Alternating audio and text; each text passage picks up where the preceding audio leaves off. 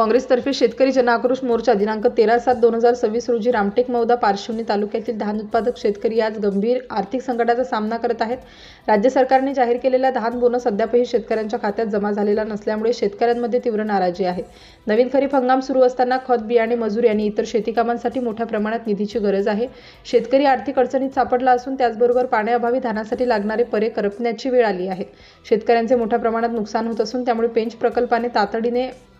प्रकल्पाचे पाणी तातडीने सोडण्यात यावे या मागण्यांसाठी माननीय उपविभागीय अधिकारी रामटेक यांच्या मार्फत माननीय मुख्यमंत्री यांना भारतीय राष्ट्रीय काँग्रेस रामटेक विधानसभा क्षेत्राच्या वतीने रामटेकचे खासदार श्री श्यामकुमार बर्वे, श्री सुनीलजी केदार, श्री राजेंद्रजी मुळक, श्री रमेशजी कारेमोरे यांनी निवेदन दिले. शेतकऱ्यांतर्फे प्रमुख मागण्या: धान उत्पादक शेतकऱ्यांना प्रति हेक्टरी 50,000 रुपये बोनस तातडीने थेट त्यांच्या खात्यात जमा करावं, पेंच प्रकल्पाचे पाणी तात्काळ सोडावे, तांत्रिक कारणामुळे प्रलंबित असलेली प्रकरणे तातडीने निकाली काढावीत, आदिवासी भागातील धानाचे प्रलंबित चुकारे तात्काळ अदा करावेत, तसेच शेतकऱ्यांना सुरळीत पीक कर्ज उपलब्ध करून द्यावं. या मागण्या पूर्ण न झाल्यास शेतकऱ्यांच्या वतीने तीव्र आंदोलन छेडण्यात येईल असा इशारा देण्यात आला. यावेळी भारतीय राष्ट्रीय काँग्रेस पक्षाचे सर्व पदाधिकारी, कार्यकर्ते व शेतकरी मोठ्या संख्येने उपस्थित होते. सिटी इंडिया न्यूजसाठी प्रतिनिधी राहुल हटवार.